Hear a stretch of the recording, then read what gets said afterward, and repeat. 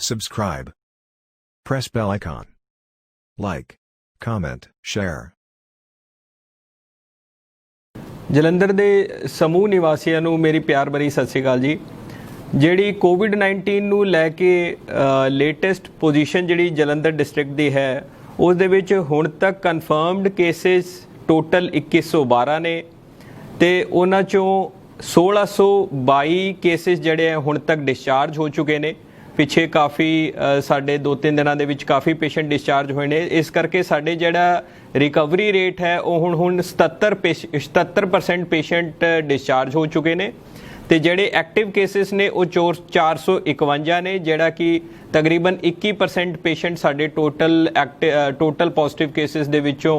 ਉਹ ਇਸ time active ਨੇ, ਉਹਨਾਂ ਦਾ ਇਲਾਜ ਚੱਲ ਰਿਹਾ ਤੇ ਹੁਣ ਤੱਕ ਡਿਸਟ੍ਰਿਕਟ ਦੇ ਵਿੱਚ 39 ਡੈਥਸ ਹੋਈਆਂ ਨੇ। ਸੋ ਇਹ ਜਿਹੜੀ ਹੈਗੀ ਪੋਜੀਸ਼ਨ ਡਿਸਟ੍ਰਿਕਟ ਦੀ ਹੈਗੀ ਤੇ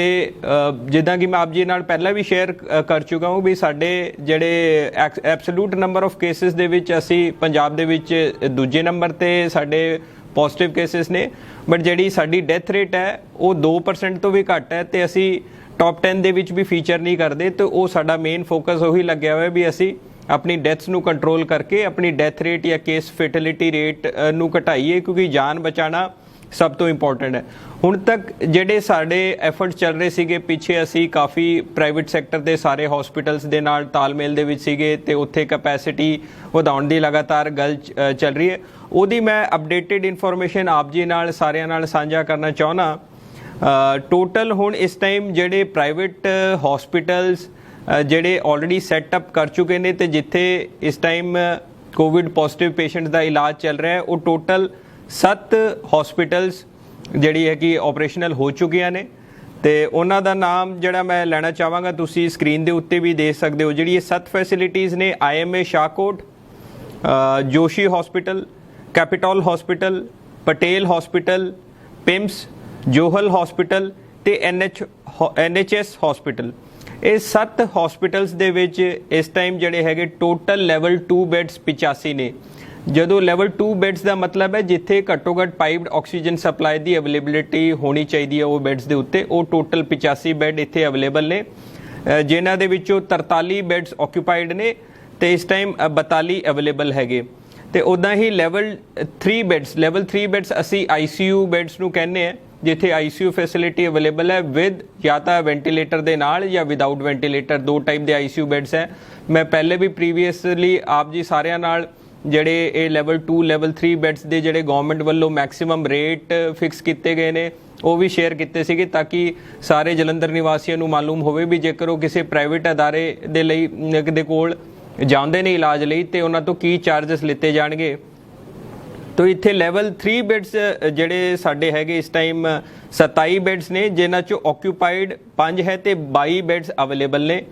ਤੇ ਟੋਟਲ ਵੈਂਟੀਲੇਟਰ ਇਹ ਸਾਰੇ 7 ਹਸਪੀਟਲਸ ਨੂੰ ਮਿਲਾ ਕੇ 31 ਵੈਂਟੀਲੇਟਰ ਅਵੇਲੇਬਲ ਨੇ। ਇਸ ਟਾਈਮ ਇੱਕ ਪੇਸ਼ੈਂਟ ਟੋਟਲ ਕੋਵਿਡ ਦਾ ਜਿਹੜਾ ਹੈਗਾ ਵੈਂਟੀਲੇਟਰ ਦੇ ਉੱਤੇ ਹੈ ਤੇ ਇਸ ਕਰਕੇ 30 ਵੈਂਟੀਲੇਟਰ ਸਾਡੇ ਕੋਲ ਇਸ ਟਾਈਮ ਫ੍ਰੀ ਨੇ ਤੇ ਇਹ ਜਿਸ ਹਿਸਾਬ ਨਾਲ ਤੁਸੀਂ ਸਕਰੀਨ ਦੇ ਉੱਤੇ ਪਹਿਲਾਂ ਦੇਖ ਸਕਦੇ ਸੀਗੇ ਤੇ ਉੱਥੇ ਅਵੇਲੇਬਲ 30 ਵੈਂਟੀਲੇਟਰ ਅਵੇਲੇਬਲ ਨੇ।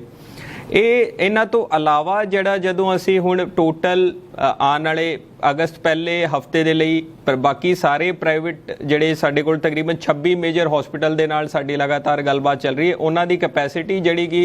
ਅਗਸਤ ਪਹਿਲੇ ਹਫਤੇ ਦੇ ਵਿੱਚੋਂ ਉਹਨਾਂ ਨੇ ਸਾਨੂੰ ਕਿਹਾ ਵੀ ਉਹ ਵੀ ਆਪਰੇਸ਼ਨਲ ਕਰਨਗੇ, ਉਹਨਾਂ ਨੂੰ ਮਿਲਾ ਕੇ 1000 ਪੇਸ਼ੈਂਟ ਸਾਡੇ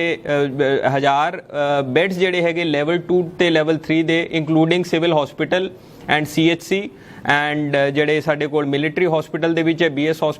BSF ਹਸਪੀਟਲਸ ਦੇ ਵਿੱਚ 1000+ ਬੈਡਸ ਲੈਵਲ 2 ਤੇ ਲੈਵਲ 3 ਦੇ ਅਵੇਲੇਬਲ ਨੇ ਇਸ ਟਾਈਮ। ਤੇ ਇਸ ਟਾਈਮ ਜਿਹੜਾ active patient at level 2 and level 3 ਉਹ 100 ਦੇ ਤਕਰੀਬਨ ਹੈ ਤੇ ਸਾਡੇ ਕੋਲ ਆਲਮੋਸਟ 10 ਗੁਣਾ ਅਵੇਲੇਬਿਲਿਟੀ ਇਸ ਟਾਈਮ ਹੈਗੀਆਂ ਨੇ। ਤੇ 26 ਹਸਪੀਟਲਸ ਜਿਨ੍ਹਾਂ 'ਚੋਂ 7 ਇਸ ਟਾਈਮ ਆਪਰੇਸ਼ਨਲ ਹੋ ਚੁੱਕੇ ਨੇ, ਬਾਕੀ ਜਿਹੜੇ ਰਹਿੰਦੇ 19 ਹਸਪੀਟਲਸ ਹੈ ਉਹਨਾਂ ਨੇ ਸਾਡੇ ਤੋਂ ਅਗਸਤ ਪਹਿਲੇ ਹਫਤੇ ਦਾ ਸਮਾਂ ਲਿੱਤਾ ਗਿਆ ਆਪਰੇਸ਼ਨਲ ਹੋਣ ਲਈ। ਉਹ ਜਿੱਦਾਂ ਹੀ ਆਪਰੇਸ਼ਨਲ ਹੁੰਦੇ ਨੇ ਤੇ ਉਹਨਾਂ ਦੇ ਲੈਵਲ 2 ਤੇ ਲੈਵਲ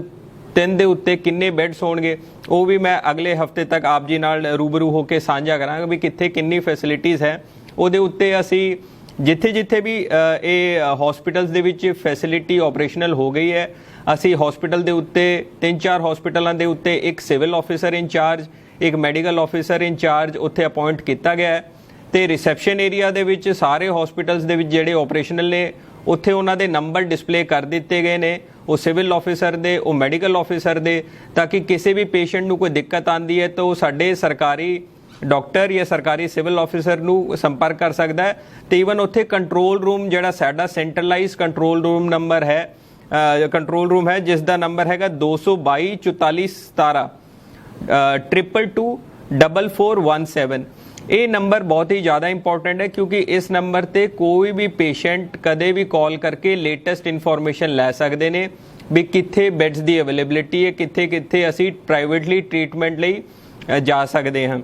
ਕਿਉਂਕਿ ਦੇਖਣ ਦੇ ਵਿੱਚ ਇਹ ਆਇਆ ਹੈ ਕਿ ਇਸ ਟਾਈਮ ਜਿਹੜੇ ਪੇਸ਼ੈਂਟਸ ਨੂੰ ਗਵਰਨਮੈਂਟ ਟ੍ਰੀਟਮੈਂਟ ਚਾਹੀਦਾ ਹੈ ਉਹ ਸਿਵਲ ਹਸਪੀਟਲਸ ਦੇ ਵਿੱਚ ਤੁਸੀਂ ਕਦੇ ਵੀ ਜਾ ਸਕਦੇ ਹੋ ਕਿਉਂਕਿ ਸਿਵਲ ਹਸਪੀਟਲ ਦੇ ਵਿੱਚ ਟੋਟਲ 340 ਬੈੱਡ ਦੀ ਕੈਪੈਸਿਟੀ ਹੈ ਤੇ ਇਸ ਟਾਈਮ ਆਲਮੋਸਟ ਉਹਦੇ 2/3 ਬੈੱਡਸ ਖਾਲੀ ਵੇਕੈਂਟ ਨੇ ਤੇ ਉੱਥੋਂ ਜੇਕਰ ਉਹਨਾਂ ਨੇ ਰੈਫਰ ਵੀ ਕਿਸੇ ਟਾਈਮ ਸਿਵਲ ਹਸਪੀਟਲ ਤੋਂ ਕਿਸੇ ਪੇਸ਼ੈਂਟ ਨੂੰ ਕਰਨਾ ਤੇ ਸਾਰੇ ਰੈਫਰਡ ਪੇਸ਼ੈਂਟਸ ਦਾ ਵੀ ਜੇਕਰ ਪ੍ਰਾਈਵੇਟ ਦੇ ਵਿੱਚ ਰੈਫਰ ਕਰਾਂਗੇ ਤਾਂ ਉਹ ਵੀ ਇਲਾਜ ਫ੍ਰੀ ਹੋਣਾ ਸਿਵਲ ਹਸਪੀਟਲ ਤੋਂ। ਜਿਹੜੇ ਪ੍ਰਾਈਵੇਟ ਉਹਨਾਂ ਦੇ ਲਈ ਹੈ ਜਿਹੜਾ ਕਿ ਸਿੱਧਾ ਹੀ ਜਾ ਕੇ ਪ੍ਰਾਈਵੇਟ ਹਸਪੀਟਲ ਦੇ ਵਿੱਚ ਟ੍ਰੀਟਮੈਂਟ ਚਾਹੁੰਦੇ ਆ। ਇਹ ਦੇਖਣ ਦੇ ਵਿੱਚ ਆਇਆ ਈਵਨ ਜਿਹੜਾ ਕੋਈ ਦਿੱਲੀ, ਬੰਬੇ, ਬੈਂਗਲੌਰ ਦੇ ਵਿੱਚ ਜਦੋਂ ਕੋਈ ਬੈੱਡ ਸ਼ਾਰਟੇਜ ਦੀ ਗੱਲ ਆਈ ਤੇ ਇਹ ਇੱਦਾਂ ਨਹੀਂ ਸੀਗਾ ਵੀ ਕਿਤੇ ਵੀ ਬੈੱਡ ਅਵੇਲੇਬਲ ਨਹੀਂ ਸੀਗੇ। ਕਈ ਵਾਰ ਇਹ ਹੁੰਦਾ ਵੀ ਵੱਡੇ 2-3 ਹਸਪੀਟਲਸ ਦੇ ਵਿੱਚ ਕਿਤੇ ਕੋਈ ਬੈੱਡ ਸ਼ਾਰਟੇਜ ਹੋ ਗਈ, ਉਹਨਾਂ ਨੂੰ ਵੀ ਨਹੀਂ ਪਤਾ ਹੁੰਦਾ ਵੀ ਉਹ ਕਿਸੇ ਹੋਰ ਹਸਪੀਟਲਸ ਦੇ ਵਿੱਚ ਰੈਫਰ ਕਰਨ, ਉੱਥੇ ਵੀ ਪਤਾ ਚੱਲਿਆ ਪੇਸ਼ੈਂਟ ਨੂੰ ਬੈੱਡ ਨਹੀਂ ਮਿਲਿਆ ਤਾਂ ਬੜਾ ਇਹਦੇ ਵਿੱਚ ਹਾਹਾਕਾਰ ਮਚ ਵੀ ਹੁੰਦਾ ਹੈ ਐਂਡ ਬੜਾ ਕ੍ਰਿਟੀਕਲ ਟਾਈਮ ਵੀ ਆਪਾਂ ਲੂਜ਼ ਕਰਦੇ ਹਾਂ। ਇਸ ਕਰਕੇ ਅਸੀਂ ਇਹ ਸਾਰੀ ਇਨਫੋਰਮੇਸ਼ਨ ਸਾਡਾ ਸੈਂਟਰਲਾਈਜ਼ਡ ਹੈਲਪਲਾਈਨ ਨੰਬਰ 222 44 17 ਦੇ ਵਿੱਚ ਹੋ। ਇਸ ਟਾਈਮ ਇਹ ਪੋਜੀਸ਼ਨ ਹੈ ਜੇਕਰ ਕੋਈ ਪੇਸ਼ੈਂਟ ਸਿਵਲ ਹਸਪੀਟਲ ਦੇ ਵਿੱਚ ਡੈਫੀਨੇਟਲੀ ਆ ਸਕਦਾ ਹੈ ਕਿਉਂਕਿ ਉੱਥੇ ਸਾਡੇ ਬੈੱਡਸ ਫੁੱਲ ਅਵੇਲੇਬਲ ਨੇ ਤੇ ਉੱਥੇ ਸਾਰੀ ਇਨਫੋਰਮੇਸ਼ਨ ਸਾਡੇ ਕੋਲ ਹੈ ਕਿੱਥੇ ਪੇਸ਼ੈਂਟ ਨੂੰ ਜਦੋਂ ਅਗਰ ਈਵਨ ਇਫ ਬੈੱਡ ਦਾ ਉੱਥੇ ਜਿਹੜਾ ਫੁੱਲ ਹੁੰਦਾ ਤਾਂ ਕਿੱਥੇ ਰੈਫਰ ਕਰਨਾ ਉਹ ਵੀ ਸਾਰਾ ਉਹਨਾਂ ਦੇ ਕੋਲ ਅਪਡੇਟਡ ਇਨਫੋਰਮੇਸ਼ਨ ਹੋ ਸਕਦਾ ਹੈ। ਪਰ ਇਹ ਜ਼ਰੂਰ ਹੋ ਸਕਦਾ ਵੀ ਕਿਸੇ ਪ੍ਰਾਈਵੇਟ ਹਸਪੀਟਲ ਕੋਲ ਇਹ ਇਨਫੋਰਮੇਸ਼ਨ ਅਪਡੇਟਡ ਨਾ ਹੋਵੇ। ਇਸ ਕਰਕੇ ਅਸੀਂ ਚਾਹੁੰਦੇ ਹਾਂ ਹਮੇਸ਼ਾ ਜੋ ਪੇਸ਼ੈਂਟ ਪ੍ਰਾਈਵੇਟ ਹਸਪੀਟਲ ਦੇ ਵਿੱਚ ਟ੍ਰੀਟਮੈਂਟ ਲੈਣਾ ਚਾਹੁਣ ਦੇ ਇੱਛੁਕ ਨੇ ਉਹ ਇੱਕ ਵਾਰ ਜ਼ਰੂਰ 222 44 17 ਨੰਬਰ ਦੇ ਉੱਤੇ ਕਾਲ ਕਰਕੇ ਪੁੱਛ ਲੈਣ ਵੀ ਕੀ ਮੈਂ ਉਸ ਹਸਪੀਟਲ ਚੱਲਿਆ ਤੇ ਉੱਥੇ ਬੈੱਡ ਦੀ ਅਵੇਲੇਬਿਲਿਟੀ ਹੈ ਤਾਂ ਕਿ ਆਪਾਂ ਕਿਸੇ ਕੇਸ ਦੇ ਵਿੱਚ ਇੰਪੋਰਟੈਂਟ ਟਾਈਮ ਨਾ ਲੂਜ਼ ਕਰ ਰਹੀਏ। ਸਾਡਾ ਸਿਵਲ ਹਸਪੀਟਲ ਦੇ ਵਿੱਚ ਫੁੱਲ ਫੋਕਸ ਹੈ ਤੇ ਉੱਥੇ ਅਸੀਂ ਬੈੱਡਸ ਦੀ ਕੋਈ ਸ਼ਾਰਟੇਜ ਨਹੀਂ ਆਉਣ ਦਾਂਗੇ ਤੇ ਬੈੱਡਸ ਆਰ ਸਫੀਸ਼ੀਐਂਟ ਇਨ ਕੁਆਂਟੀਟੀ ਤੇ ਉੱਥੋਂ ਦਾ ਰੈਫਰਲ ਸਿਸਟਮ ਵੀ ਬੜਾ ਸਮੂਥ ਹੈ ਕਿਉਂਕਿ ਉਹਨਾਂ ਦੇ ਕੋਲ ਟੋਟਲ ਅਪਡੇਟਡ ਇਨਫੋਰਮੇਸ਼ਨ ਰਹਿਣੀ ਹੈ। ਦੂਜਾ ਜਿਹੜਾ ਵੱਡਾ ਅਦਾਰਾ ਹੈ ਜਿੱਥੇ ਕੈਪੈਸਿਟੀ ਬਹੁਤ ਜ਼ਿਆਦਾ ਹੈ ਜਿਨ੍ਹਾਂ ਦੇ ਨਾਲ ਕਿਉਂਕਿ ਗਵਰਨਮੈਂਟ ਦੇ ਨਾਲ PPP ਮੋਡ ਦੇ ਵਿੱਚ ਹੈ ਉਹ ਪਿਮਸ ਹੈ ਕਿਉਂਕਿ ਪਿਮਸ ਦੇ ਵਿੱਚ